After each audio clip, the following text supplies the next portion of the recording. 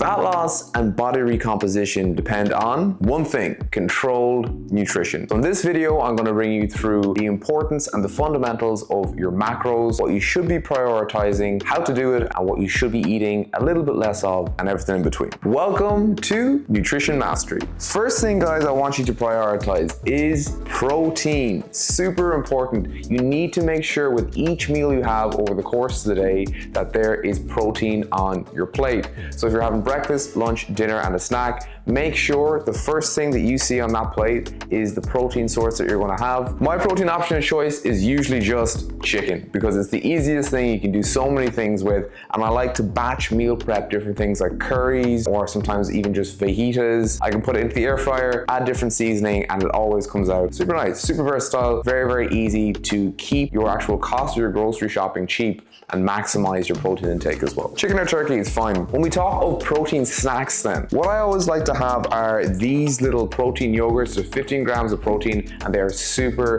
tasty. You can add fruit to these, or you can add a little bit of honey or even just some nut butter. Lastly then, on-the-go protein. If you didn't get a chance to meal prep, guys, these are the easiest things to pick up in any shop. We have roasted, already prepared turkey slices, and we have protein yogurt. Even if you have a super busy schedule, even if you don't have any time to shop, even if all of the above, okay, you can still pick these up in the supermarket on your lunch break, on the way to work, or when you're leaving work. Meal prepping, guys, super, super important for consistency. I do this twice a week on a Sunday and again on a Wednesday. So I prep for 3 days at a time. I use these containers and I pop them into the fridge, and then I can just take them when I'm working or when I'm on the go. Remember, fail to prepare, prepare to fail. It's the small things like this, guys, that will make a huge difference to the progress that you see in your body composition.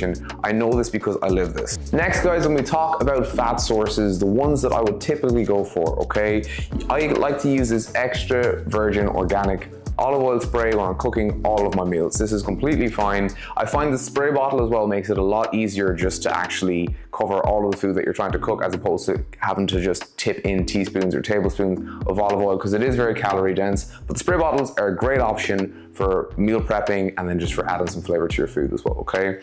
Next, in terms of fat sources, I have a little bit of peanut butter every single day on a bagel as a snack. Personally, for me, I don't really see, you know, you can go for the one with no palm oil, the one with palm oil. I just like the one with palm oil. That's just personally my favorite, because that tastes a little bit sweeter and I have a bit of a sweet tooth.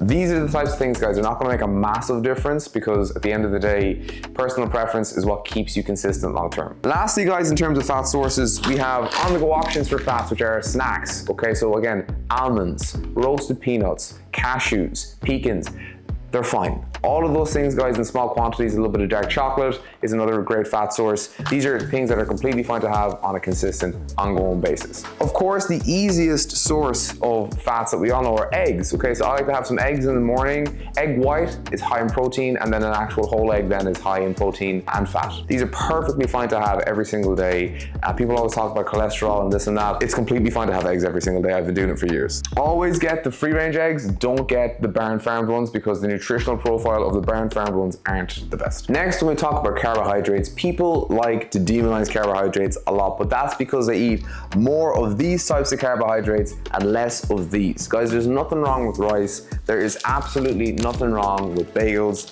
and there's nothing wrong with having some chips as well. The problem is when we eat too many of these things in high quantities and not enough of these good, clean, healthy carbohydrates. The main thing that I want to stress here is that the larger 85 to 90% of your caloric intake that comes from carbohydrates should look like your rices, bagels is completely fine, oats, honey is another completely fine carbohydrate to have, and fruit. Plenty of bananas, we have apples, raspberries. We want to be taking in carbohydrates as well that are high in fiber. Raspberries are incredibly high in fiber as well. Obviously, we can take in apples and stuff like that as well. It helps us to what? Digest our food better. When our food is digested better, all the nutrients are absorbed better by the muscles from week to week. So dietary fiber, guys, keep that at the forefront of your diet. Brown rice is another good carbohydrate to take in at least, let's say, once a week or twice a week, or brown pasta. Anything that's high in fiber is usually whole wheat. When we think of snacks, guys, we want to think of low calorie snacks that are high in flavor. I love to have proper corn, just